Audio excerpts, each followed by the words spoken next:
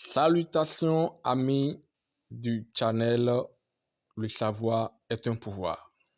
J'espère que vous allez bien. Ok. Aujourd'hui, nous allons montrer comment il faut réclamer ces clos mis en staking sur le portefeuille Trust Wallet. Et comme vous le voyez, je suis déjà dans le DApp de Trust Wallet et connecté au réseau Callisto sur sa page de staking. Et dès que vous accédez à cette page du code staking version 2, vous avez cette configuration.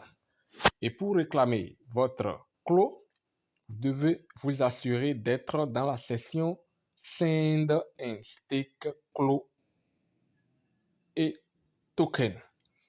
Ce qui est à ce niveau, après New Wallet, la deuxième section Send and Stake Clos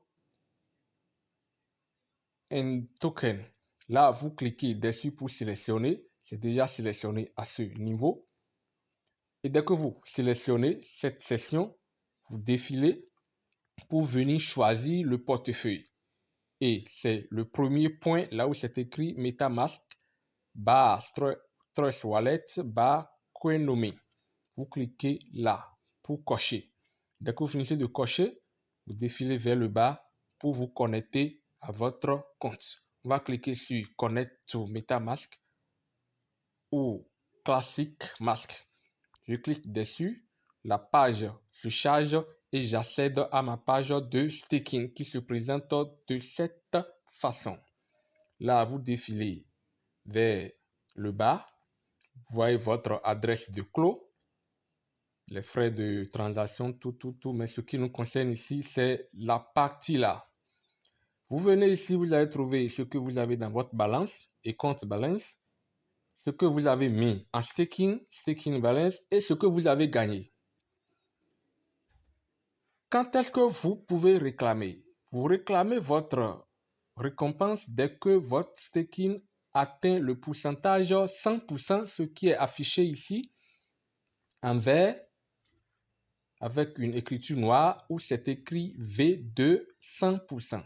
Dès que votre staking atteint cette norme, vous pouvez réclamer. Mais rassurez-vous d'être, comme je l'avais dit au début, d'être dans la section Stake Clos and Token. Et là, vous avez deux possibilités. Soit faire le retrait par le bouton Withdraw ou soit réclamer votre retrait et vos clos par le bouton Claim Reward. Et je rappelle qu'avec le code Staking V2 de Callisto, on a affaire à des rounds. Et un round correspond à une période de 27 jours. Vous avez la possibilité de choisir entre un round et 12 rounds. Ici, le nombre de rounds choisi est 12. Pourquoi? Parce que le multiplicateur est 1. C'est quand vous choisissez 12 rounds que vous avez le multiplicateur 1. Maintenant, dès que vous vous assurez de tout ça, vous allez faire Withdraw ou Claim Reward. Mais quand est-ce qu'il faut faire Withdraw? Quand est-ce qu'il faut faire Claim Reward? Vous faites le Withdraw quand le nombre de rounds choisis est atteint. Si par exemple vous avez choisi 12 rounds, vous devez attendre le dernier round pour pouvoir faire Withdraw, retirer votre quantité mise en staking et les récompenses. Pour faire le claim, vous attendez que le round s'achève avant de faire le claim. Mais il faut nuancer que lorsque vous choisissez un round, vous avez la possibilité de faire claim reward et à ce moment, le staking redémarre automatiquement, se relance automatiquement. La seconde possibilité, vous faites withdraw et vous réclamez et la récompense est la quantité mise en staking. Dans notre cas, nous allons faire claim rewards. Donc, un récapitulatif, dès que votre round atteint les 100%, vous allez faire claim reward. Et là, on clique sur le bouton claim reward qui est totalement à droite. On clique dessus. Vous cliquez dessus et vous avez cette page qui vous donne les détails de votre opération.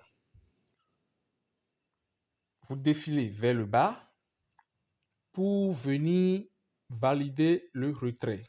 Vous allez voir ici, il y a une question qui est posée. Are you sure you want to do this?